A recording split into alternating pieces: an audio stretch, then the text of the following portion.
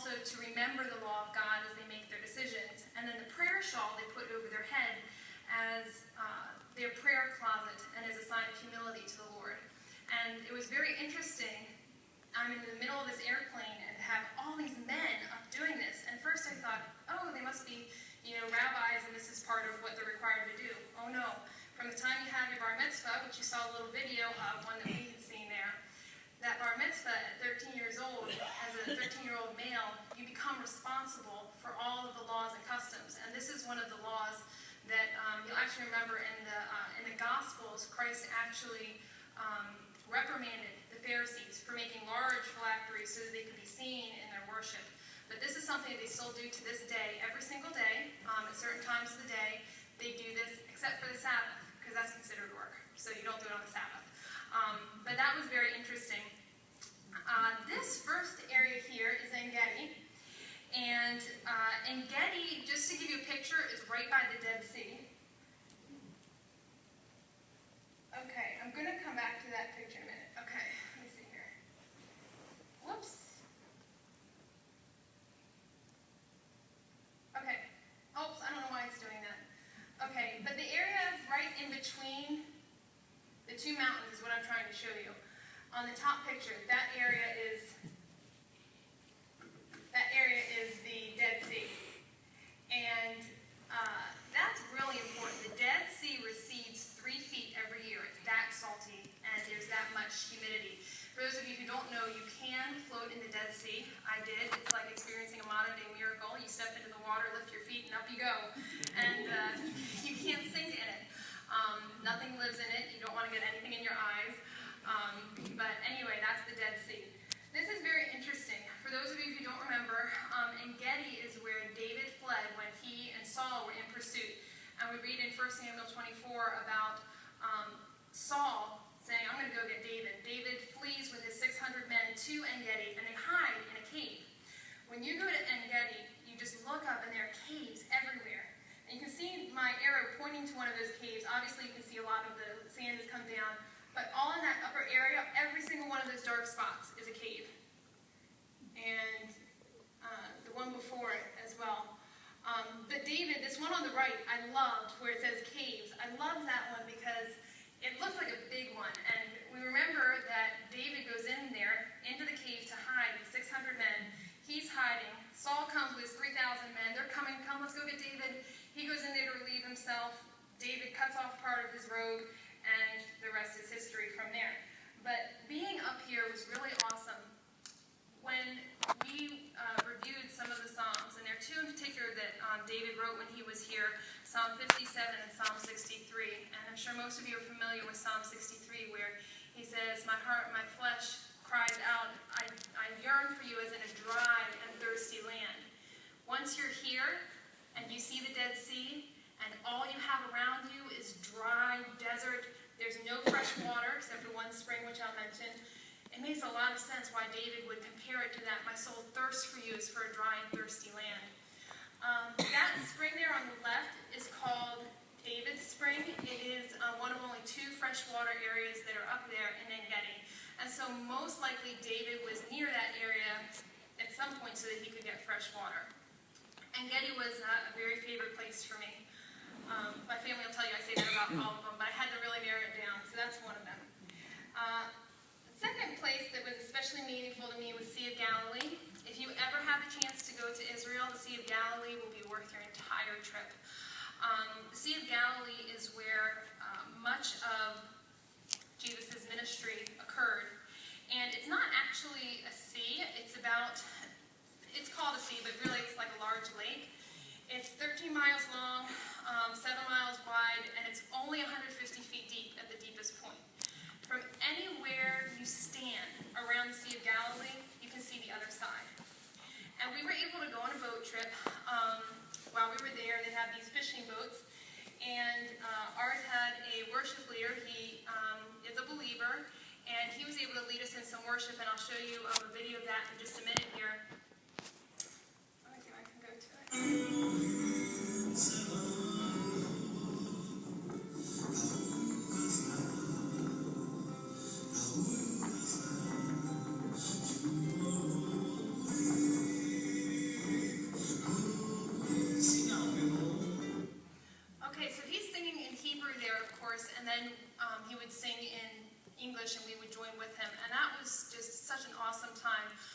worship. You're sitting out there on the Sea of Galilee, and it's almost surreal. You're just completely overwhelmed that, wow, this is where Christ was. This is where Christ walked on the water.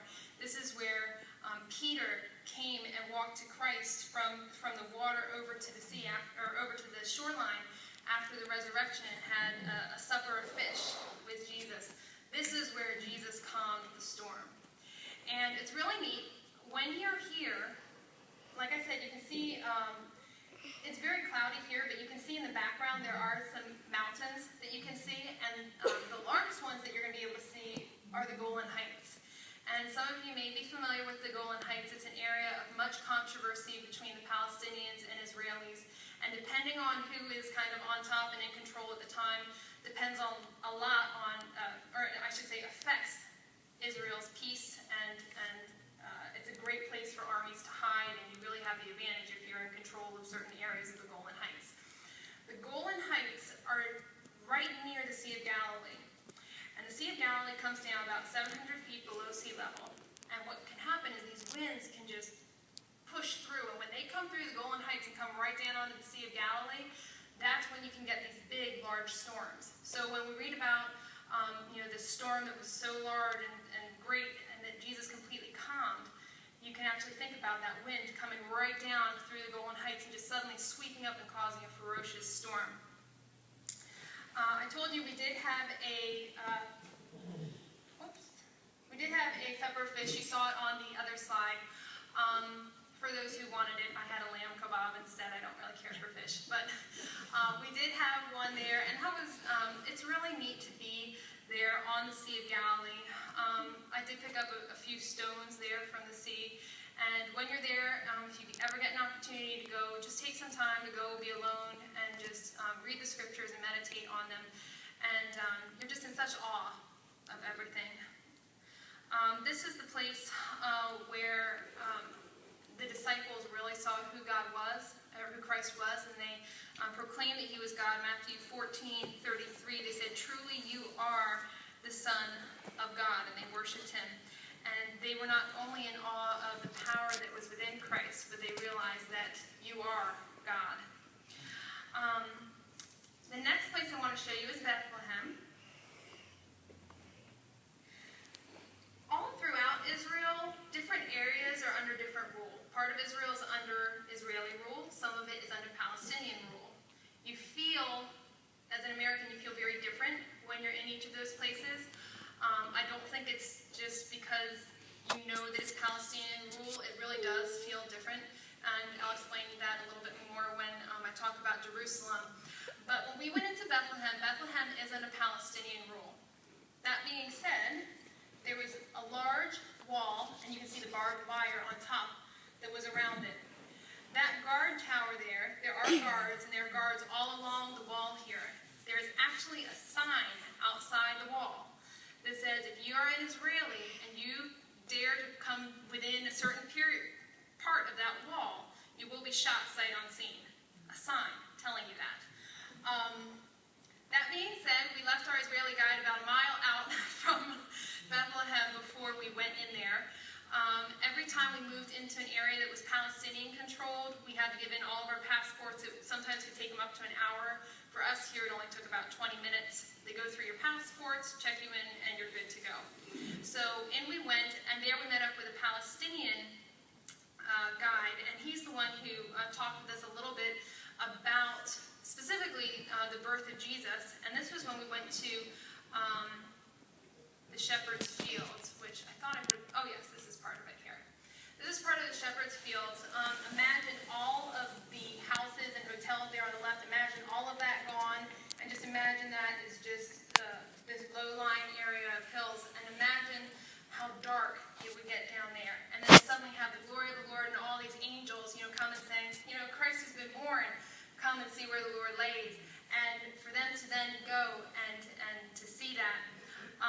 The word, and I'm probably going to say this wrong, Pastor Parks, we know how to say it, but the word topos is the word that was translated into the English as room. And that room, for there was no room in the inn. A lot of times we think of it, okay, there was no specific room in the hotel. No, this just means there was no space for the person. And as our Palestinian guide told us, what was common for the census in those days is there weren't really such things. There were a couple, but there weren't a lot of big hotels. Basically, it was a family home. So if there was a census or for some other reason you were coming to that town, family was very important, you go to the family's home.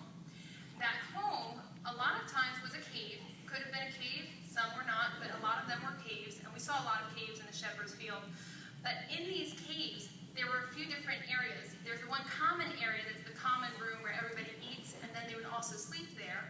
But interestingly enough, in that same cave, you have a portion for the animals. And a lot of times the animals would be brought in to be kept warm at night, and they'd be staying in the same area as you are. And the troughs are stone troughs. And so when you rethink about this, they talk about the other word, kataluma, means inn, was translated as inn.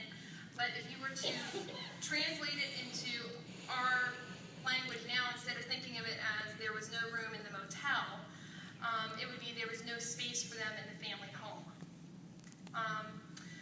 That being said, we did spend our time in a little cave that was there. Very interesting to see that area. I'm not going to reiterate that more, except to say that when you see this area and you see all the stone that's around here, a lot of the lack of trees, really, that's just grass and stones. You think about all the different references that Christ makes to being the cornerstone. Upon this rock I will build my church. Different things about talking about the rock and the solid rock. And if he were born in this area and different things, you think about how, wow, people would have understood there's so much rock around here. Garden of Gethsemane. This is the Garden of Gethsemane. One of the things that Pastor Lance would distinguish whenever we went to a place was, is this an actual site or traditional site? Actual meaning this is the only Garden of Gethsemane that we know of, versus traditional, this is, the area where, Jesus fed the 5,000, but we don't know that it was this exact spot on the hill. So actual versus traditional. Garden of Gethsemane is an actual site. This is the only Garden of Gethsemane, and this was a very special place. We had time to just go be alone and to read through the scripture and pray. And these are olive trees that you see here.